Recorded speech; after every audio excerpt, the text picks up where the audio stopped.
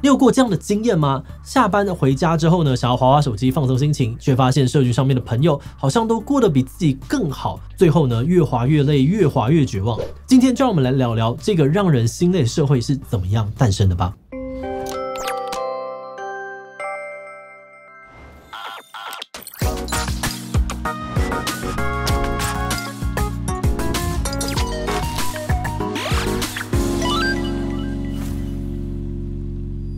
Hello， 大家好，我是志奇。下班躺在沙发上面滑手机是很多人的共同休闲，但你知道吗？可能就是这个行为会让很多人觉得活着心真的好累。当代哲学家韩炳哲呢，他观察到现代有很多人都觉得孤单、疲倦、压力大，甚至还常常会有一些忧郁的倾向。所以他提出了一个观点，他认为我们的社会已经进入了倦怠社会。这种永无止境的倦怠感很可能不是单纯的抗压性不够，而是一种更深层次的社会通病。他还建议大家，想要脱离倦怠社会，你就应该要先学会摆烂。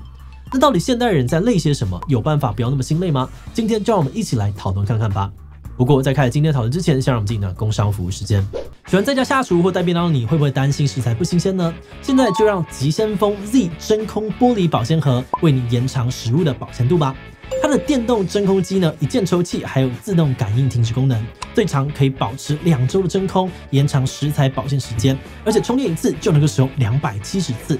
另外呢，搭配使用高品质的耐热玻璃，不含有毒物质，负20度C 到400度C 都可以用，隔冷藏冷冻，也可以放入微波炉、气炸锅加热，还能够放进洗碗机洗哦。最后还有专利卡扣设计，除了省力好开关、密封力强，上盖一体成型好清洁，可以减少细菌滋生的机会，不容易产生异味。现在上嘖平台享超优惠的早鸟价，马上点击链接了解更多的资讯吧。倦怠社会的作者韩炳哲在1959年出生在韩国，最早呢在首尔的高丽大学研究冶金学，也就是从矿物或是其他的物质当中提取金属或是加工的科学。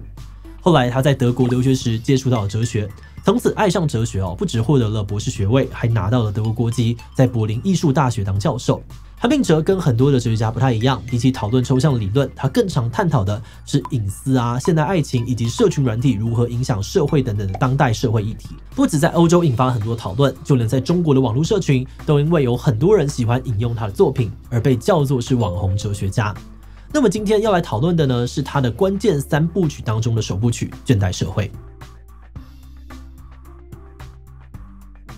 在谈什么是倦怠社会之前，我们要先来了解一下规训社会。规训社会这个词是由1975年法国的哲学家傅科所提出的。他认为当时的社会呢是规训社会，也就是社会可以透过肉体跟精神来规范人的行为跟思想，进而约束大家做出符合社会期待的正确行为。像是劳动改造或是文字狱，就是社会透过限制肉体来达成目的的一种方式。而在精神上面呢，有些规训社会会透过出版知识话语来潜移默化人们的思想，比如说中国的毛主席语录，或是台湾在戒严时期的三民主义读本。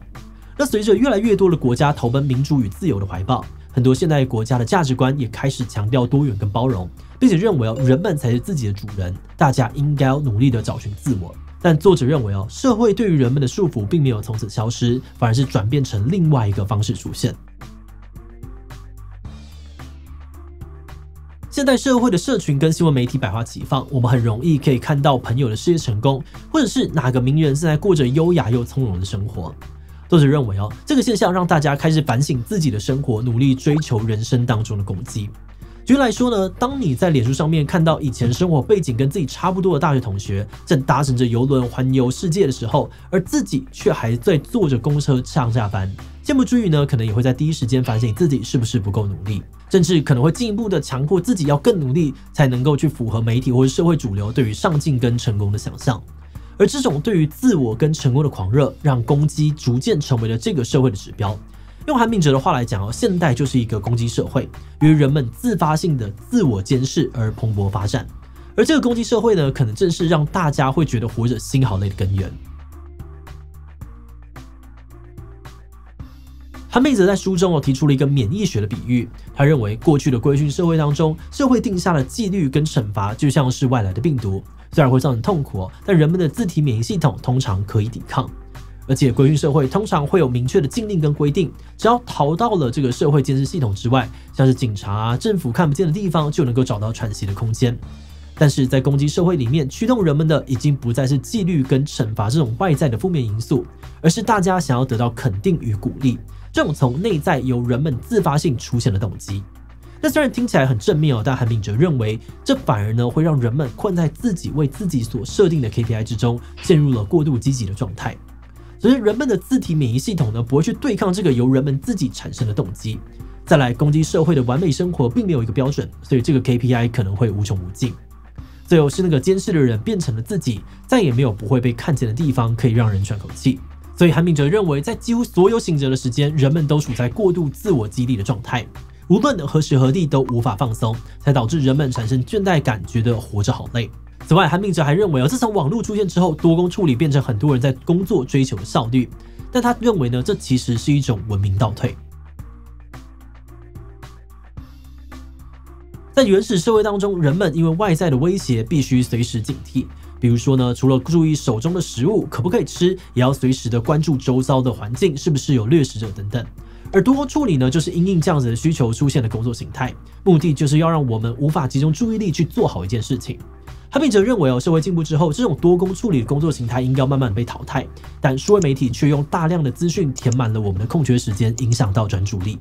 在这种情况之下呢，大家很难有机会去认真的感受或反思发生在自己身上的情绪，比如说忧郁焦虑等等精神状态，或是呢会倾向用上网查资料这种看起来有效率的方式来处理情绪，而不是求助专业。韩炳哲认为很多人长期忽视感受跟反思，才会造成忧郁倾向在现代的社会当中居高不下。这听起来也太绝望了吧？人们有方法可以逃出这个攻击社会的困境吗？在书中，韩炳哲虽然对于现有的现象抱持着相对负面的观点，但他也提出了一种对抗倦怠的方式。韩炳哲认为现代社会的倦怠问题属于一种单独的倦怠，就是大家都很累，却又彼此疏离的状态。那种解决问题或许就是想办法达到共同的倦怠的境界。